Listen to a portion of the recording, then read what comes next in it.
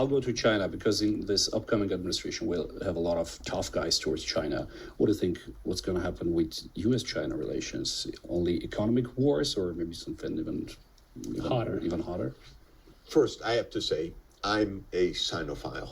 I like China.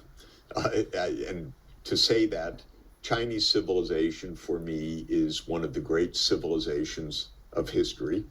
China unified in 221 BC. So this is 2,250 years ago.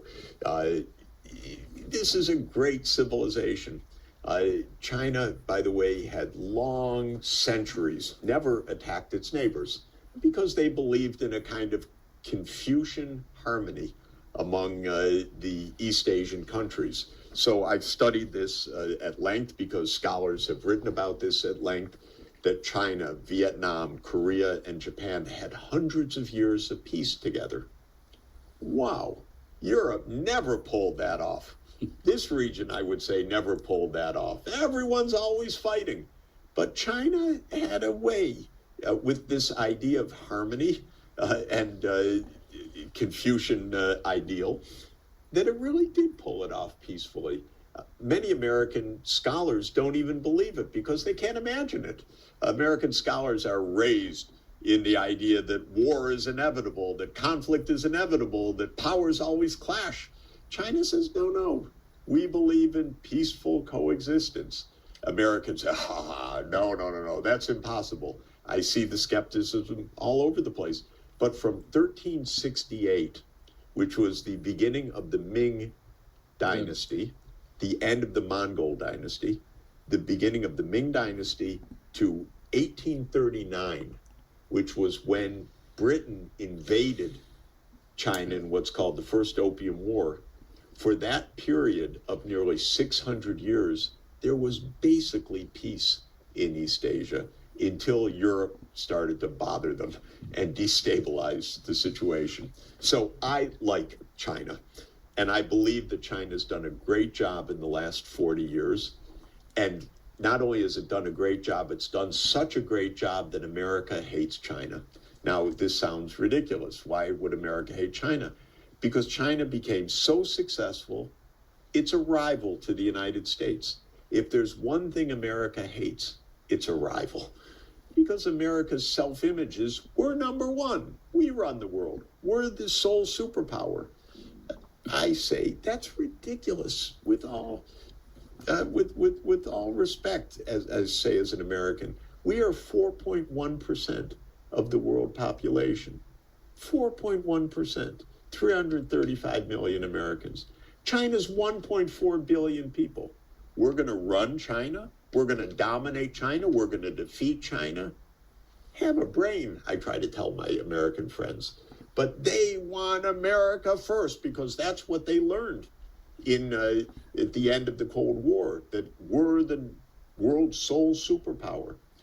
I believe we have nothing to fear from China. China's going to invade the United States? I don't think so. China's going to upset American democracy? I don't think so. Biden said the world is divided between democracies and autocracies.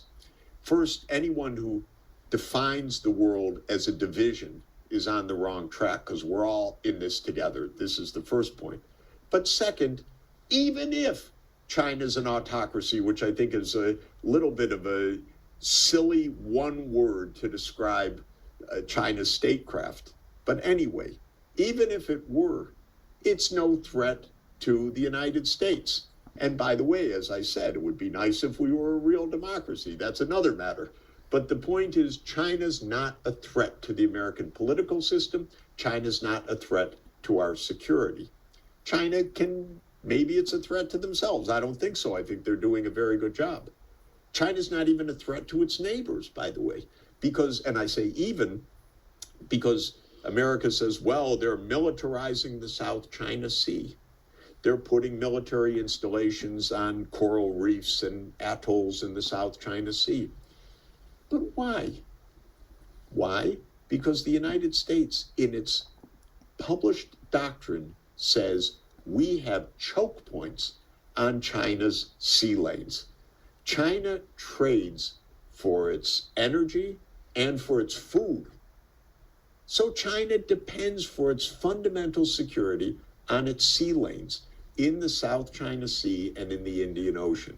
And the United States, in its naive way, says, yes, but we can choke China trade in the Straits of Malacca. We can choke China trade by holding them behind the first island chain, and many naive ideas. But China is reacting to the U.S. It's not being aggressive and militaristic. It's saying to the U.S., you're surrounding us. Well, we're going to have to defend ourselves. Again, if there are grown-ups, but if they would act like grown-ups and they would discuss with each other rather than point the finger or accuse each other in political campaigns, but really talk to each other, there'd be no conflict between the U.S. and China.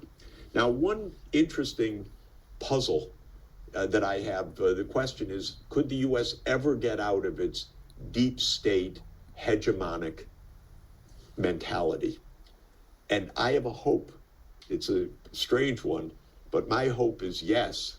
And the reason is that it's been such a colossal failure that maybe the powerful interests in the United States have come to realize that that idea of 1991, the unipolar world, didn't work out. Now, you come back to my thought that we're really run by billionaires. Think of Elon Musk. Where's his gigafactory? In Shanghai. Does he really want a war with China? I don't think so. Think of the other big billionaire backers of Donald Trump. They're investing heavily in China. Do they really want a war with China?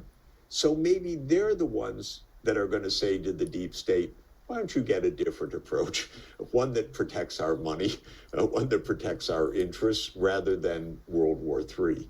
It's not impossible.